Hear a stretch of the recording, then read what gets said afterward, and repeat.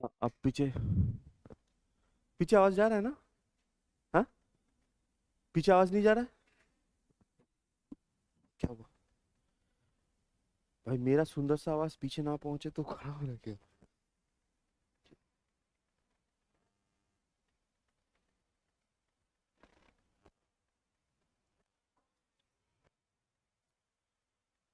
ठीक है,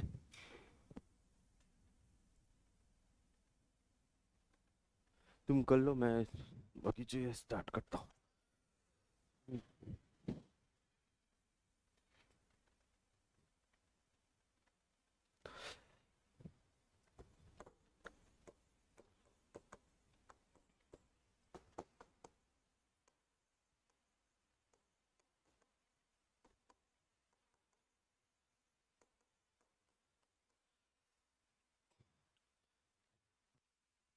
चलिए स्टार्ट करते हैं।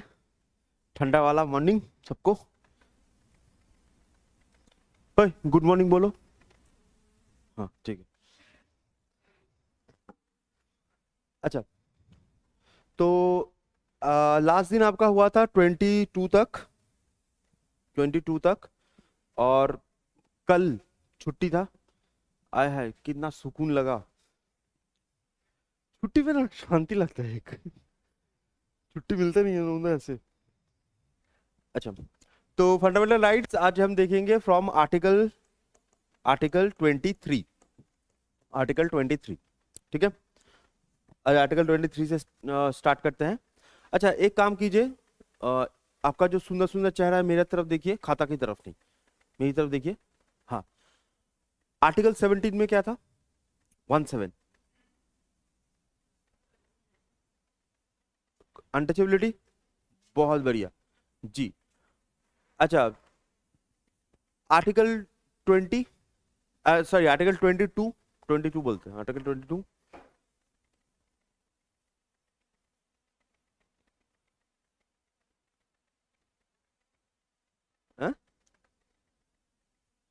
दैट इज प्रिवेंटिव डिटेंशन, ठीक है।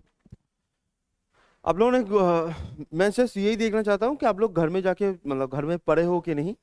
आपने पढ़ा है, बहुत बढ़िया। दूर से देखने से ही लग रहा है कि आप लोगों ने पढ़ा हुआ है। पढ़ा है भाई घर में। यस, क्या मुस्कुराहट है, आय हाय हाय। चलिए, तो आर्टिकल नंबर 23 से हम स्टार्ट करते हैं, ठीक है। फर्स्ट, तो आर्टिकल नंबर 23, आर्टिकल नंबर 23 क्या है? आर्टिकल नंबर 23 आपका, यहाँ पर आते हैं, यहाँ पर देखने से अच्छा होगा, आपको और भी समझ में आ जाएगा जल्दी अच्छे से।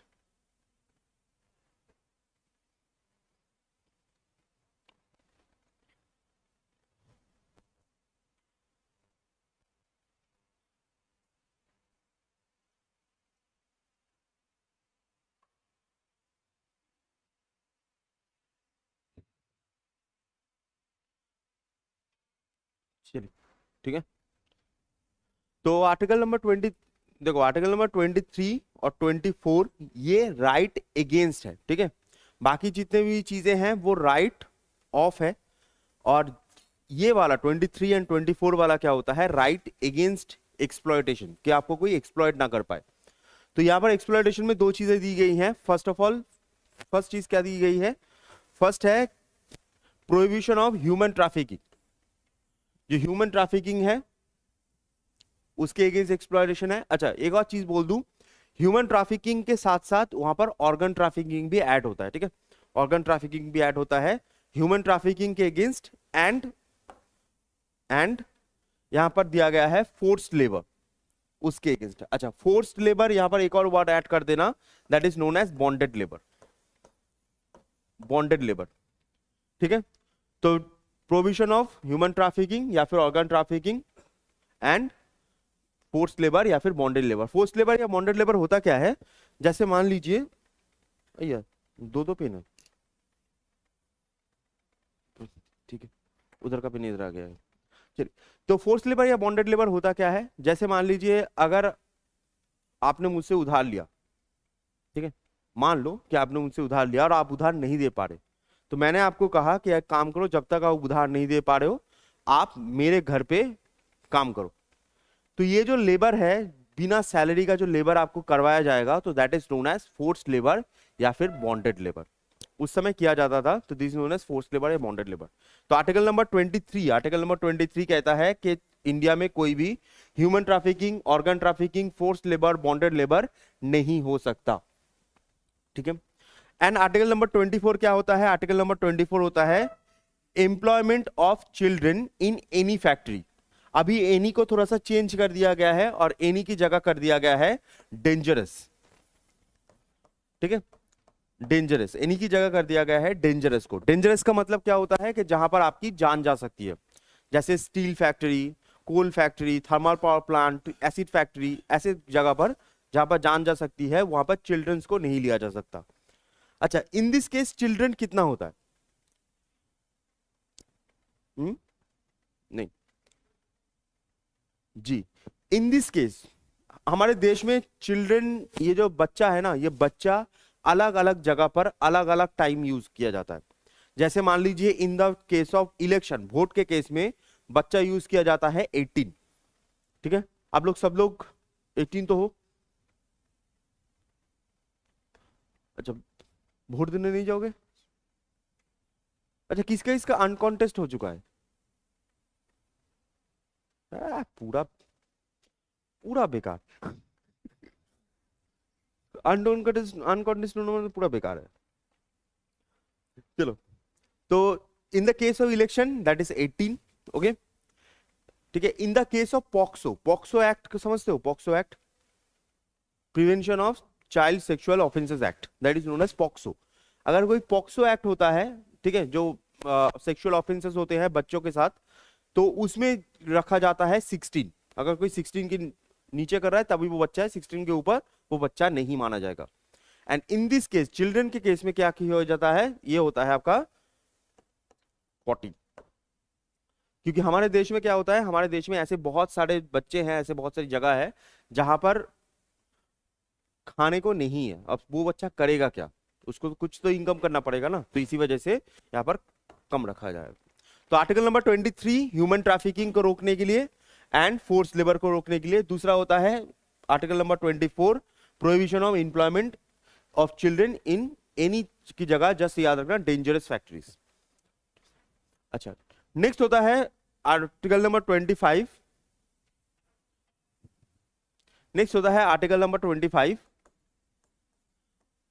अच्छा, आर्टिकल नंबर 25 से 28 इसके अंदर आपको पढ़ने की जरूरत नहीं है। जो चीजें मैं छोटा कर सकता हूं मैं छोटा करके बोल दूंगा।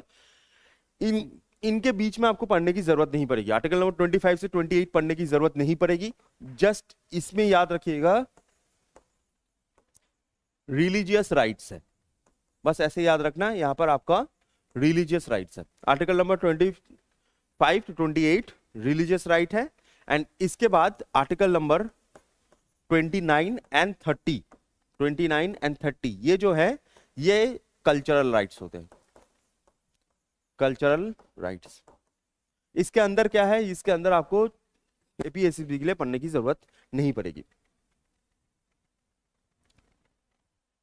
ठीक है। तो article number 25 to 28 religious right, article number 29 30 cultural rights. अच्छा, आर्टिकल नंबर 31, आर्टिकल नंबर 31 होता है right to property. Right to property, अभी जो राइट टू प्रॉपर्टी है यहां पर एक चीज याद रखिएगा, जो राइट टू प्रॉपर्टी है इसको चेंज कर दिया गया है। पहले राइट टू प्रॉपर्टी था, इसको अभी राइट टू प्रॉपर्टी नहीं रखा गया है, रिपील कर दिया गया है। एंड चेंज किस में किया गया है? चेंज किस में किया गया है? चेंज किया गया है आपके नॉर्मल जो राइट्स होते हैं, या फिर आप बोल सकते हो जो आपके जो सोशल राइट होता है, तो सोशल राइट में रखा गया है आर्टिकल नंबर 300A में। तो पहले क्या था? पहले होता था article number 31 right to property, के जिसके पास प्रॉपर्टी है वो अपनी प्रॉपर्टी को होल्ड करके रख सकता है। लेकिन उसमें इशू क्या हुआ कि जब सरकार लैंड रिफॉर्म लाने की कोशिश कर रही थी, तब ये राइट टू प्रॉपर्टी उसके अगेंस्ट में आ रहा था, क्योंकि जिसके पास लैंड है वो तो पकड़ के रखेगा, वो छोड़ेगा क्यों? तो इसी वजह से क्या हो रहा था, इसी वजह से इसको रिपील कर दिया गया, चेंज कर दिया गया to normal right, and article number 300A में रखा गया, बस उसको नॉर्मल राइट रखा गया। कि अगर गवर्नमेंट चाहे तो आपकी जमीन गवर्नमेंट ले सकती है। ऑब्वियसली कॉम्पनसेशन तो देगी, पैसा देगी, बट जमीन ले सकती है। अगर आप बोलोगे नहीं दूंगा, ऐसा नहीं चलेगा। ठीक है, आर्टिकल नंबर 31। नेक्स्ट होता है आर्टिकल नंबर 32। ये सबसे इंपॉर्टेंट होता है आर्टिकल नंबर 32। आर्टिकल नंबर 32 होता है right to constitutional remedies. Constitutional remedies, right to constitutional remedies. Constitutional remedies का सिंपल सा मतलब क्या होता है कि अगर मान लीजिए आपके कोई भी फंडामेंटल राइट्स वायलेट हो रहे हैं, तब आप कहां पर जा सकते हो? तब आप जा सकते हो supreme court and high court. Constitutional remedies का मतलब होता है कि अगर आपके फंडामेंटल राइट्स वायलेट हो रहे हैं तो आप सुप्रीम कोर्ट या हाई कोर्ट में जा सकते हो उसके अगेंस्ट। ठीक है, कॉन्स्टिट्यूशनल राइट अभी देखेंगे हम, इसमें थोड़ा सा बड़ा करके देखेंगे क्योंकि इसमें रिट्स आते हैं।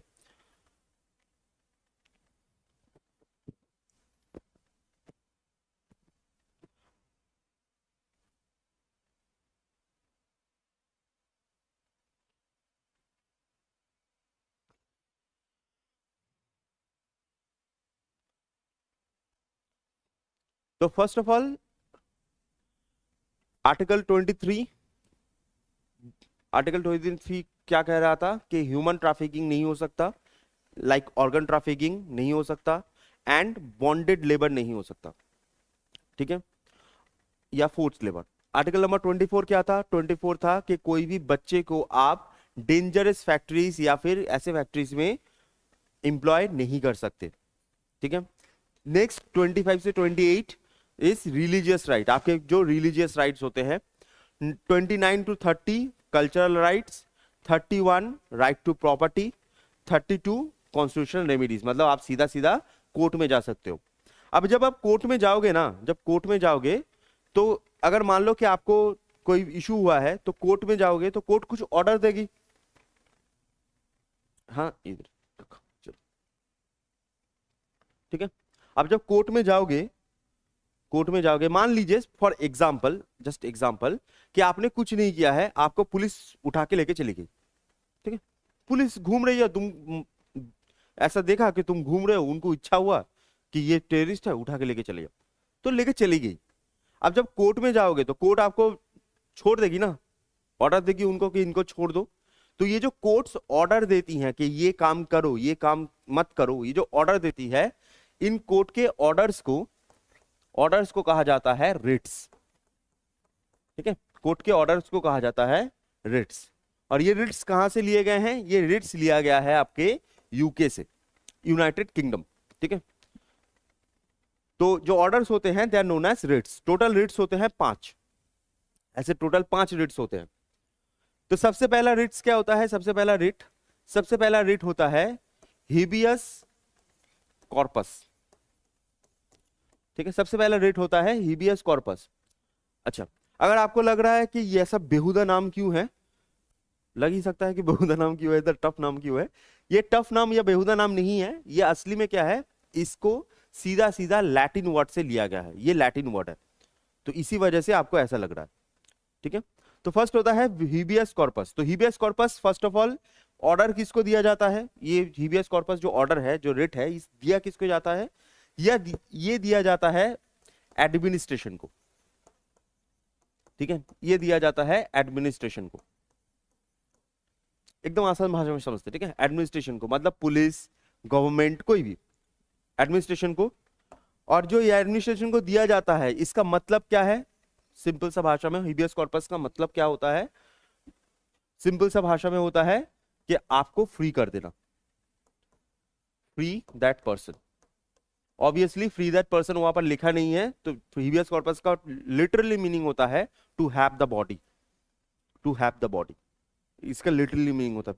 आएंगे उसमें देख लोगे आप, मैं आपको ऐसे बताना चाहता हूं जिससे आपको समझ में। फ्री दैट पर्सन का मतलब होता है कि अगर आपको पुलिस लेके गई है और पुलिस को अगर उसने कहा कि इस पर्सन को छोड़ दो यार, ठीक है, बेकार पर्सन पकड़े हैं हमने, कोई काम धाम नहीं है, ऐसे ही पकड़ के ले लिया, तो उसको ऐसे छोड़ दिया जाएगा कि जाओ भागो ऐसे।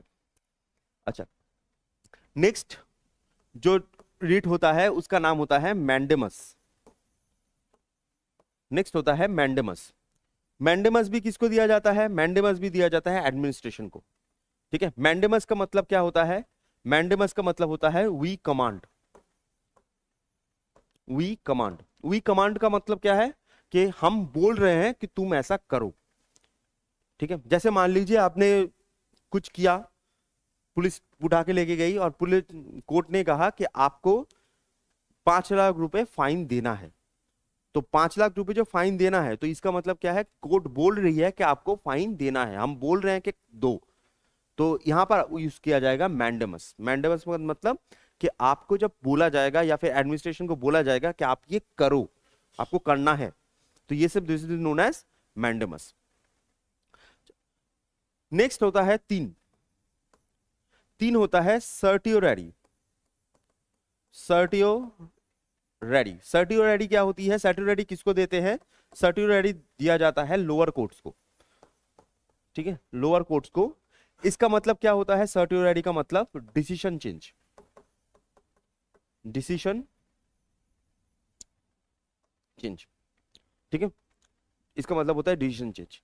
अच्छा, आप में से कोई ऐसा कोई है जो कभी ना कहीं मर्डर करना चाहता है?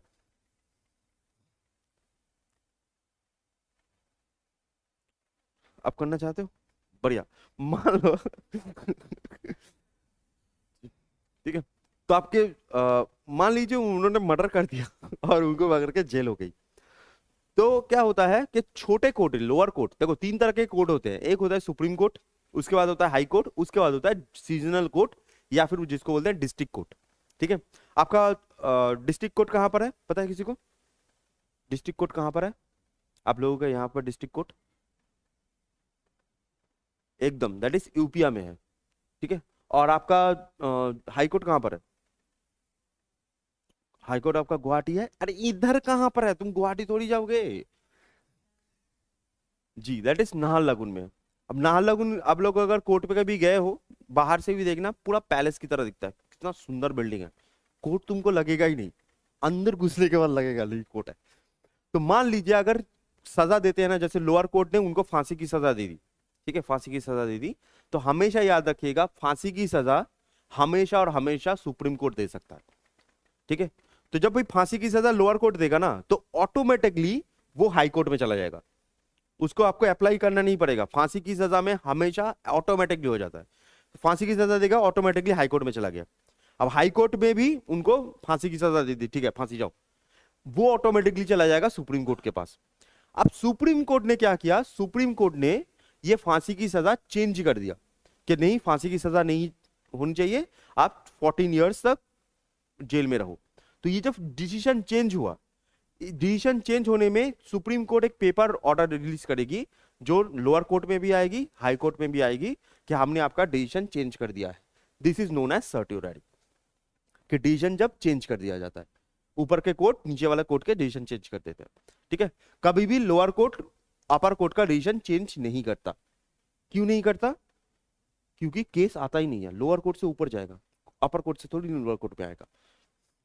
तो अपर कोर्ट अगर चेंज करे तो दैट इज सर्टियोरेडी। अच्छा, नेक्स्ट होता है आपका प्रोहिबिशन। नेक्स्ट होता है आपका प्रोहिबिशन।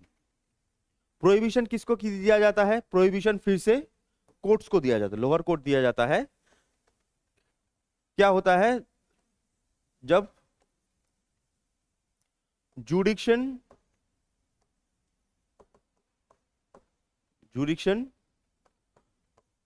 आउट ऑफ बाउंड, लिख लो जस्ट समझने के लिए। मतलब क्या है कि छोटा कोर्ट या फिर नीचे वाले कोर्ट ऐसे एरिया में फैसला सुनाए जो उनके जुडिक्शन में आता ही नहीं है। फॉर एग्जाम्पल, जैसे मान लीजिए अरुणाचल के साथ नागालैंड का कोई बॉर्डर डिस्प्यूट हुआ, तो सुनवाई कहां पर होगी अगर बॉर्डर डिस्प्यूट हुआ?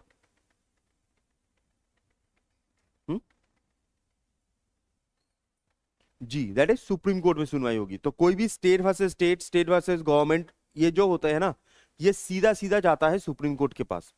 ठीक है, हाई कोर्ट के पास नहीं जाता। अब मान लो कि अरुणाचल एंड जो नागालैंड के बीच झमेला हुआ है, तो उसमें किसी चीज को लेकर जो बात है उसको सुना किसने दिया है? वो गुवाहाटी ने सुना दिया है कि आपको ये करना है, आपको ये करना है। तब सुप्रीम कोर्ट से एक ऑर्डर आएगा कि आप इस मामले में आंसर नहीं कर सकते, आप इस मामले में कोई भी राय नहीं दे सकते। तो वो जो पेपर आएगा this is known as prohibition, कि उस कोर्ट के पास आएगा कि आप इसमें ज्यादा फटर फटर मत करो, आसान भाषा में, ठीक है? आप इस केस में मत करो, आपका ये जो जुडिक्शन है, ये जुडिक्शन आपके जुडिक्शन के बाहर है ये। तो this is known as prohibition. और 5 होता है आपका quo warranto. Quo warranto, quo warranto क्या होती है? ये सबको दिया जाता है। मान लो ये एडमिनिस्ट्रेशन भी, कोर्ट भी, जस्ट ऐसे मैं लिख देता हूं सबको सबको दिया जाता है। तो जैसे भी याद रखो, याद रखना मेन है, ठीक है? क्वारंटो का मतलब होता है इन हुज ऑथोरिटी।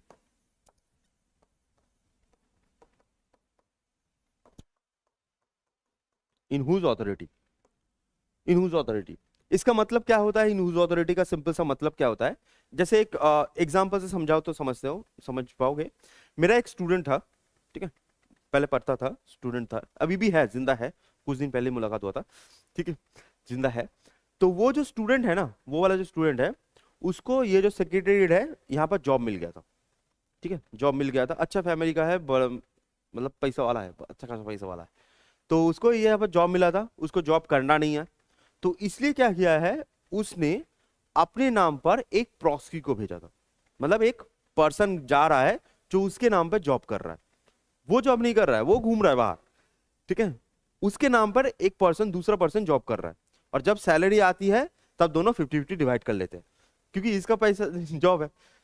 तो अगर मान लो ऐसा जो केस है, अगर ऐसे केस में उसको पकड़ा गया, इस पर्सन को पकड़ा गया, तब क्या होगा?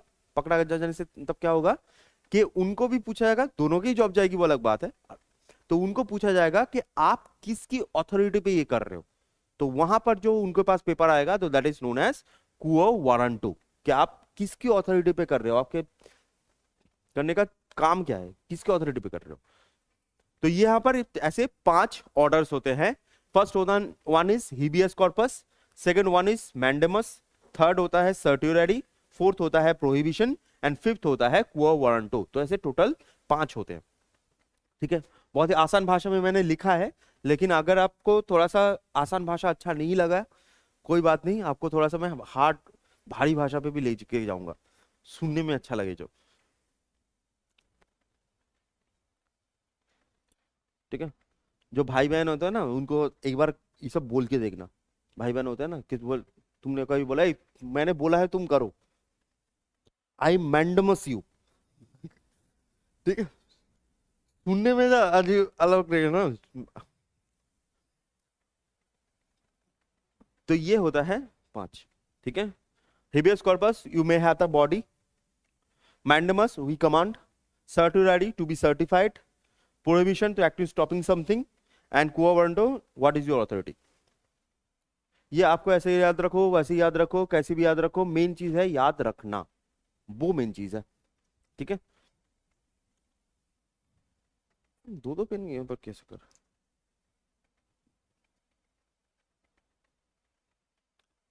ठीक है?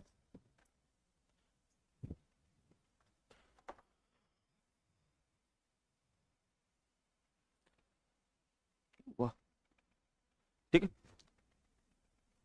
फिर ठीक है। हाँ, वाह, अच्छा, तो ये वाला आपका, ये वाला पोर्शन हुआ, ओके? नेक्स्ट आता है आपका डीपीएसपी। डीपीएसपी, ठीक है? कितना बचा है? हाँ, हो जाएगा। नेक्स्ट आता है आपका डीपीएसपी। डीपीएसपी का मतलब होता है directive principle of state policy, ठीक है? अच्छा, डीपीएसपी कौन से देश से लिया गया है, कौन से कंट्री से लिया गया है? हुँ? जी, इधर से, एकदम इधर से।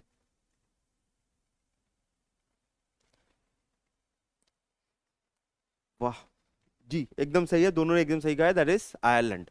बहुत बढ़िया, ठीक। मुझे एक चीज बहुत अच्छी लगती है, जब भी आप लोगों को क्वेश्चन पूछता हूँ आप लोग मेरी तरफ देखते हो, ही करके थोड़ा सा हंस देते हो। बहुत सुंदर है, हंसी बहुत सुंदर है, लेकिन आंसर बताओ। हंसने तो ठीक है, आंसर भी तो बताओ। चलो, तो आता है डीपीएसपी, ठीक है। डीपीएसपी, तो डीपीएसपी होता क्या है, आयरलैंड से लिया गया है, ऑब्वियसली एकदम सही है, आयरलैंड से लिया गया है। डीपीएसपी होता क्या है, देखो, फंडामेंटल राइट्स जो होते हैं ना, फंडामेंटल राइट्स, ये स्टेट को, इंडिविजुअल स्टेट को, इंडिविजुअल जो लोग हैं उनको देना ही पड़ेगा। तो फंडामेंटल राइट्स और किसके ऊपर होता है, फंडामेंटल राइट्स आता है इंडिविजुअल के ऊपर, ठीक है, इंडिविजुअल के ऊपर आता है। लेकिन ये जो डीपीएसपी होती है, तो डीपीएसपी किसको सजेस्ट किया जाता है, डीपीएसपी सजेस्ट किया जाता है गवर्नमेंट को, ठीक है। डीपीएसपी सजेस्ट किया जाता है गवर्नमेंट को, मतलब ये जो चीजें हैं ये गवर्नमेंट बोलेंगी कि गवर्नमेंट को ये चीजें करनी है। ये जो चीजें हैं ये गवर्नमेंट अगर करेगी, तो जो स्कीम्स बनाती है ना, जो गवर्नमेंट स्कीम्स बनाती है, तो जब भी वो स्कीम बनाएगी तो इन चीजों का उनमें ध्यान रखना है। एकदम आसान भाषा में, जब भी स्कीम बनाती है वो, तो उनको इन चीजों का ध्यान रखना है। This is known as DPSP, directive principle, जो प्रिंसिपल्स उनको करे जाएंगे in state policy, state policy बनने के लिए जो प्रिंसिपल्स होने चाहिए, that is known as directive principle of state policy, DPSP. Ireland से लिया जाता है। अच्छा, आयरलैंड जो होती है तो दो होती है, एक होती है साउथ, एक होती है नॉर्थ। तो आयरलैंड की कैपिटल क्या है बता सकते हो कोई, साउथ आयरलैंड की, साउदर्न आयरलैंड बहुत ही फेमस है, एनीवन? बहुत कॉस्टली एरिया है आयरलैंड, बहुत बहुत कॉस्टली, एनीवन? नहीं, कोई बात नहीं, that is Dublin, Dublin, Dublin सुना है? डबलिन, अच्छा आप लोगों ने सुना है? अगर नहीं सुना है तो मैं 3 बार ऑलरेडी बोल चुका हूं, तुमने सुना है? दैट इज डबलिन, ठीक है। चलो इधर तो कुछ नहीं लिखा उन्होंने, ओके।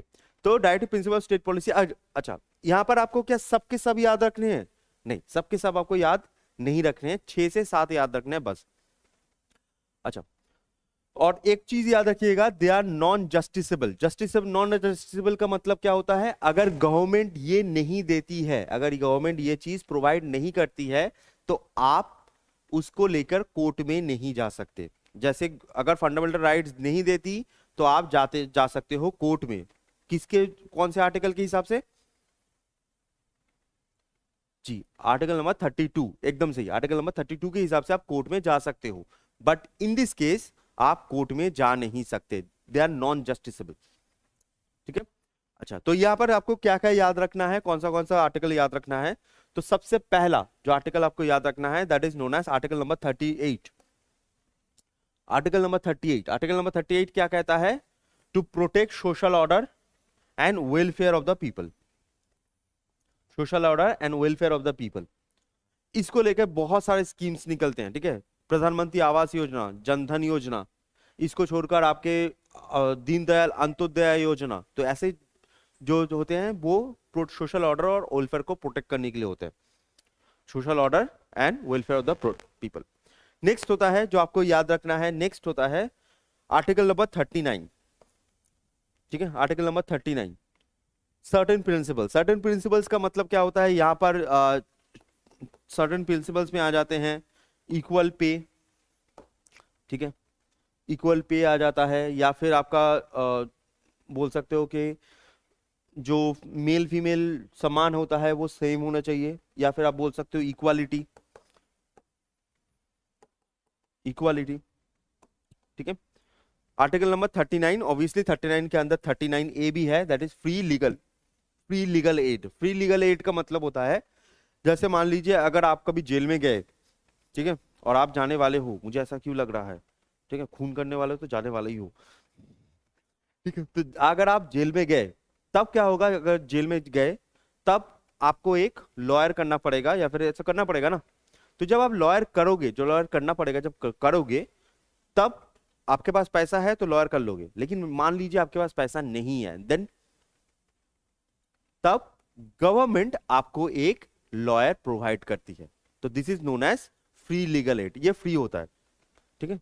जो भी चीज फ्री होती है वो बेकार ही चीज होती है, ठीक है, मैक्सिमम चीज। तो लीगल एड। अच्छा, ये इसको और भी अच्छे से समझाऊं, आप लोगों ने कोरियन ड्रामा देखा है? के ड्रामा देखते हो? कोरियन ड्रामा देखे है? अच्छा, अगर जिन्होंने देखा है तो उनको जोड़ के बता दूं, आप कोरियन ड्रामा में देखोगे दो टाइप के लॉयर्स होते हैं। एक होता है लॉयर्स और दूसरा होता है आपका प्रोसिक्यूशन, प्रोसिक्यूटर बोलते हैं उसको, प्रोसिक्यूटर। ये जो प्रोसिक्यूटर्स होते हैं दे आर गवर्नमेंट, वो गवर्नमेंट के तरफ से काम करते हैं, तो वो फ्री लीगल एड देते हैं। उधर हमारे यहाँ पर लॉयर्स देते हैं। नेक्स्ट होता है, नेक्स्ट, अच्छा, नेक्स्ट आता है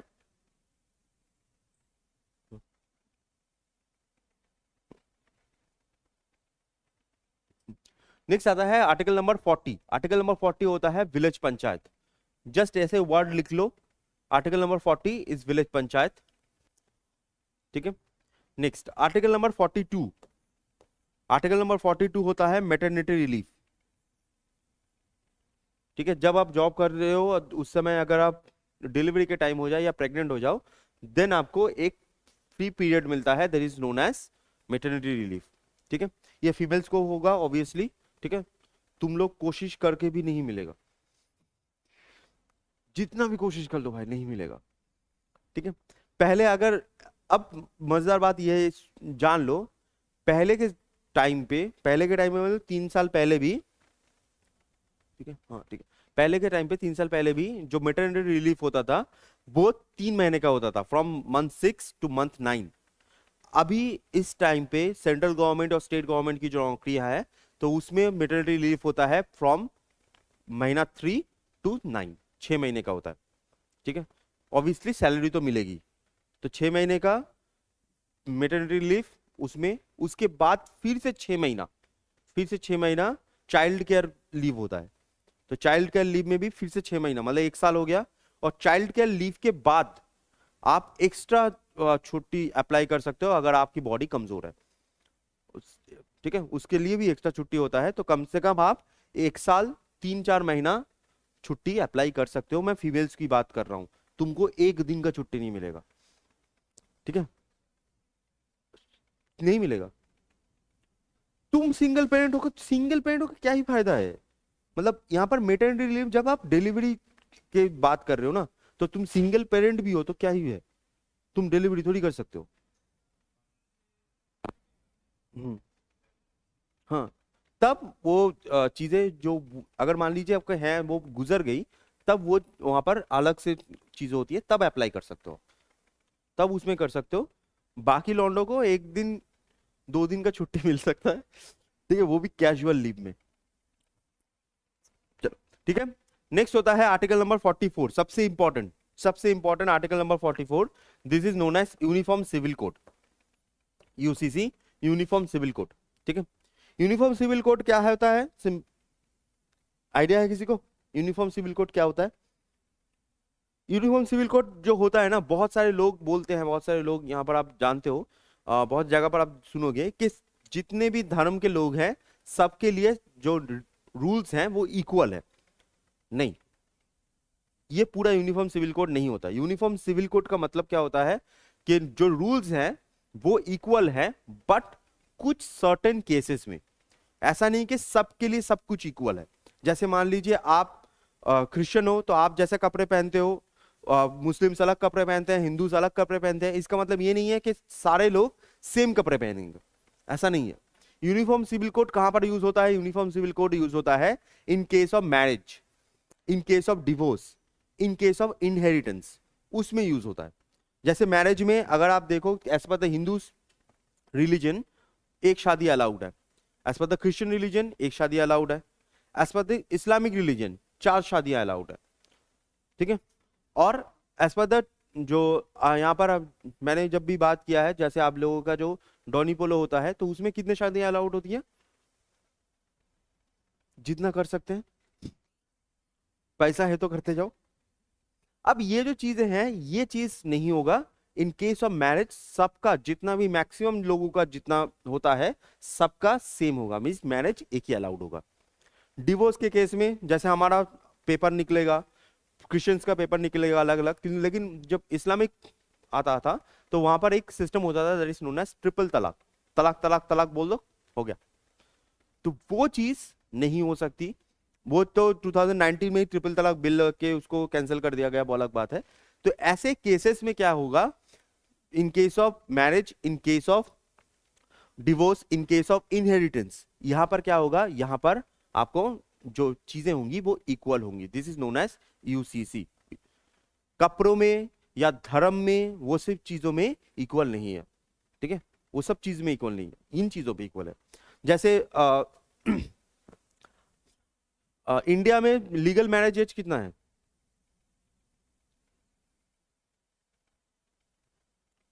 लड़कों का 21, फीमेल्स का 18, ठीक है। आपको पता है ईरान में कितना है? ईरान सुना है? ईरान एकदम, ईरान में होता है 9। ईरान में होता है 9। तो वो उधर ईरान में 9 के ऊपर आप शादी, 9 अगर हो गया तो शादी कर सकते हो, ठीक है। अब यहां पर एक चीज बता दूं, ये पढ़ाई से एकदम रिलेटेड नहीं है, कि फीमेल्स का 18 और लड़कों का 21 क्यों होता है? पता है क्यों होता है?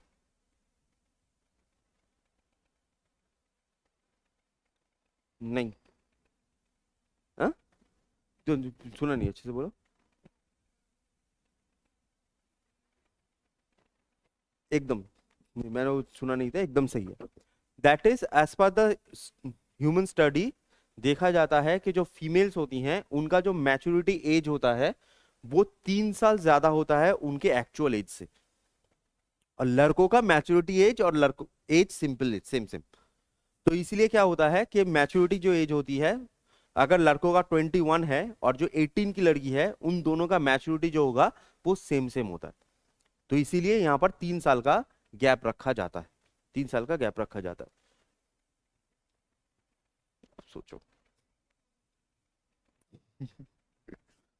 इसीलिए तो 3 साल में गैप होता है नॉर्मली। अब बहुत सारे लोग मैंने देखा है, बहुत मेरे भी बहुत सारे कलीग होते हैं जो एकदम सेम ईयर में शादी करते हैं, एकदम सेम के सेम ईयर में।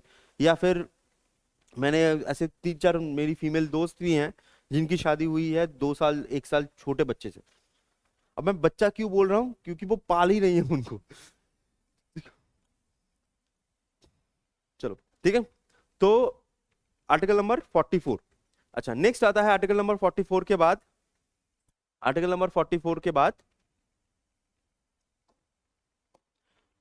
Article number 46। आर्टिकल नंबर 46 होता है प्रमोशन ऑफ एजुकेशनल और economic interest of SC ST, ठीक है।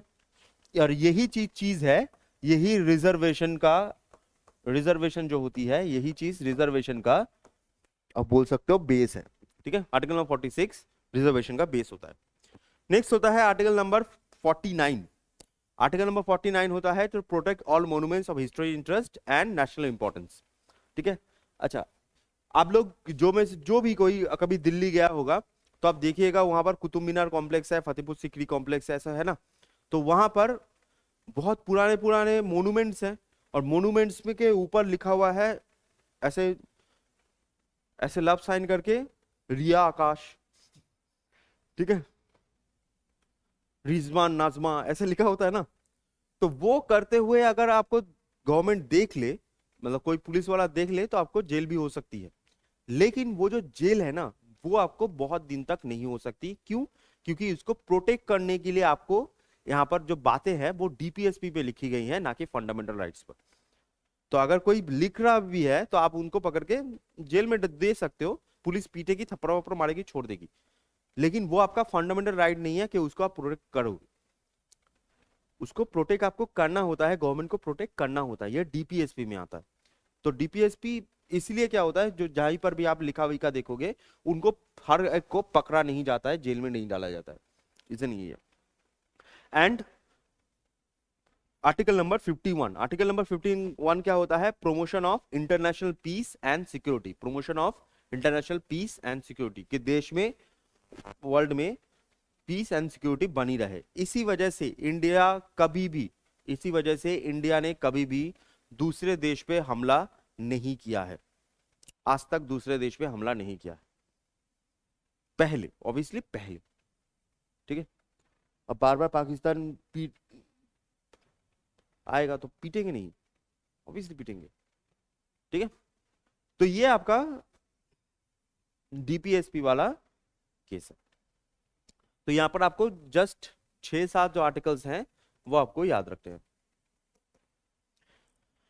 ठीक है।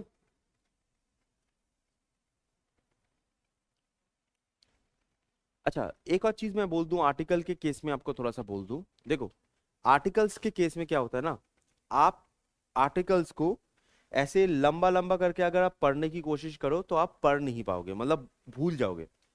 आर्टिकल्स में झमेला ही है। तो इसको आपको सिंपल सा हमेशा एक चीज याद रखना कि आर्टिकल्स को ना कीवर्ड्स के हिसाब से याद रखने की कोशिश करो। कीवर्ड्स मतलब जो मेन मेन वर्ड्स है। फॉर एग्जाम्पल मैं आपको दिखाता हूं,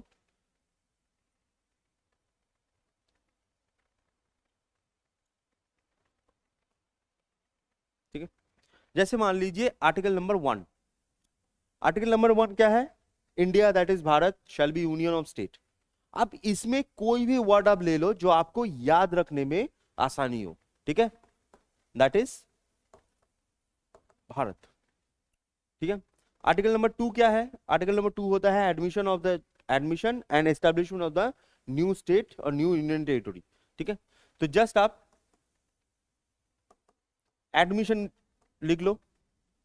थर्ड क्या होता है? जो पूरा पावर जो होगा वो किसके पास होगा? वो पार्लियामेंट के पास होगा, पार्लियामेंट। एंड फोर्थ क्या होता है? फोर्थ होता है कि जो भी चेंजेस होंगे, जो भी चेंजेस होंगे उसमें वो चीजें आर्टिकल नंबर 368 के हिसाब से कॉन्स्टिट्यूट नहीं होंगी। तो यहां पर जो चेंजेस हैं, यहां पर जो चेंजेस हैं वो आर्टिकल नंबर 368 नहीं होगा, ठीक है। Amendment of the constitution consider उसको नहीं किया जाएगा। तो ये आपका पहला हो गया।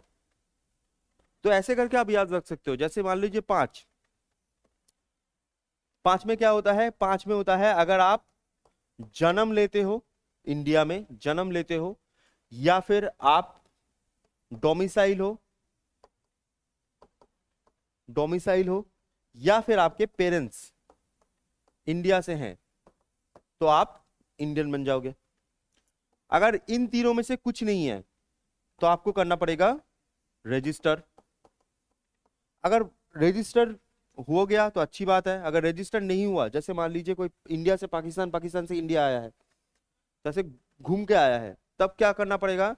तब आपको रीसेटलमेंट परमिट लेना पड़ेगा। रीसेटलमेंट परमिट आपको पूरा का पूरा चीज याद नहीं रखना है।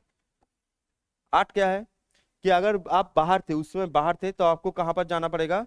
आपको जाना पड़ेगा कॉन्सुलेट या हाई कमीशन। आप कहीं भी जाओ, उसमें कोई इशू नहीं है, कॉन्सुलेट या हाई कमीशन। 9 क्या है? 9 ये कहता है कि आपने पाकिस्तान का सिटीजनशिप लिया, देन आपका इंडियन सिटीजनशिप ड्रॉप हो जाएगा, ठीक है।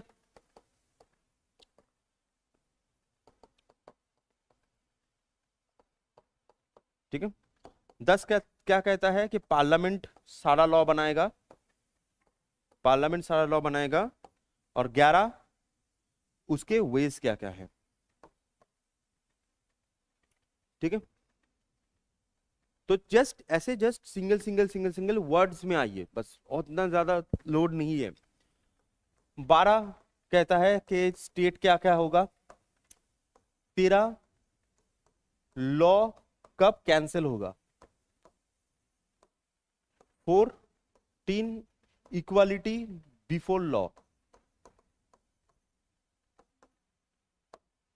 15 एंटी डिस्क्रिमिनेशन, एंटी डिस्क्रिमिनेशन। अब एंटी डिस्क्रिमिनेशन कौन से चीजों में होगा? एंटी डिस्क्रिमिनेशन मैंने एक चीज बताया था ना, कौन से चीजों में एंटी डिस्क्रिमिनेशन होगा? R2CSP। 16 क्या है? एम्प्लॉयमेंट। 17 अनटचेबिलिटी। अनटचेबिलिटी। 18 टाइटल। 19 क्या है आपका? फ्रीडम। 19 है फ्रीडम। अब फ्रीडम किसके किस चीज में? Freedom of speech, freedom of association, freedom of assembly, freedom of movement, freedom of residence and freedom of, और क्या था? एकदम सही, बहुत बढ़िया, दैट इज प्रोफेशन। ठीक है। 20 बिफोर जेल मतलब सॉरी आफ्टर जेल, क्या आफ्टर जेल के बाद निकलने के बाद आपके क्या क्या राइट्स होंगे? ठीक है, तो ऐसे जस्ट लिख लो आफ्टर जेल, जिससे आप याद रख सको। After jail 21 life, 22 preventive detention,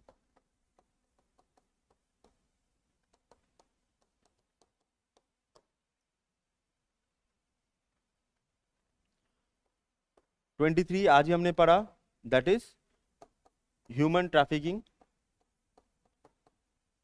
human trafficking. 24 बच्चा इन फैक्ट्री।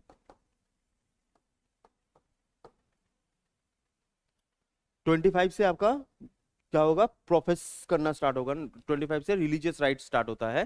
तो 25 नॉर्मली क्या होता है? 25 कहता है कि आप इसको फैला सकते हो, प्रोफेस कर सकते हो, रिलीजन की बात कर रहा हूँ, ठीक है, फैला सकते हो, प्रोफेस कर सकते हो, वो सब। 26 कहता है आप रिलीजियस अफेयर्स जैसे होली या फिर क्रिसमस ये सब पालन कर सकते हो।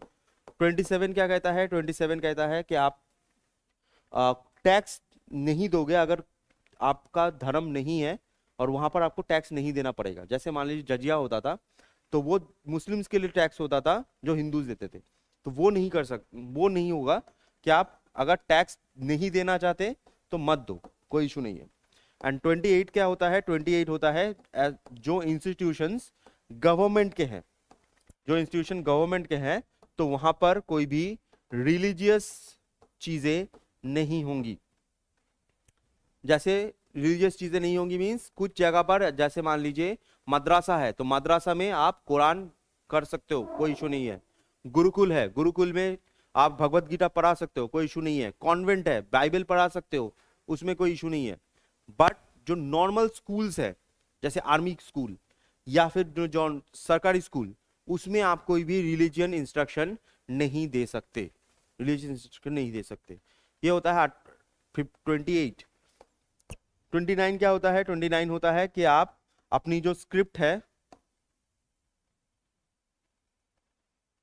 ठीक है, 29 होता है आप अपनी जो स्क्रिप्ट है या फिर लैंग्वेज है उसको प्रोटेक्ट कर सकते हो। 30 क्या होता है? आप एजुकेशनल इंस्टीट्यूशन बना सकते हो, एजुकेशनल इंस्टीट्यूट बना सकते हो। 31 क्या होता है? 31 आपका चेंज करना पड़ेगा। 31 क्या होता है? 31 आपका प्रॉपर्टी, 31 प्रॉपर्टी जो नहीं होगा। And 32 supreme court. अब सुप्रीम कोर्ट जो होती है, तो सुप्रीम कोर्ट में भी आपको 5 रिट्स होते हैं, सुप्रीम कोर्ट में भी 5 रिट्स होते हैं। एक होता है आपका हिबियस कॉर्पस, एक होता है मैंडेमस, एक होता है प्रोहिबिशन, एक होता है सर्टियोररी, और एक होता है आपका क्वो वारंटो। ठीक है, तो जस्ट जो वर्ड्स हैं, सिंगल वर्ड्स जो है ना, बस वो सिंगल वर्ड्स को आपको यहां पर चिपका लीजिए। ठीक है, जो सिंगल वर्ड्स होते हैं, वो सिंगल वर्ड्स को जस्ट वैसे करके याद रखिए, आपको ज्यादा याद रहेगा कंपेयर टू नॉर्मल।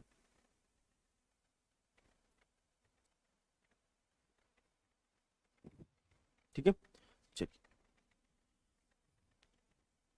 देखो, ये चीजें ना हल्के में मत लेना, क्योंकि बहुत बार ऐसा क्वेश्चन पूछा जाता है, ये आर्टिकल उठा उठा के पूछा जाता है, और तब तुमको नहीं आएगा, तुमको लगेगा कि मैंने पढ़ा था भूल गया, पढ़ा था भूल गया, वो चीज ना करो।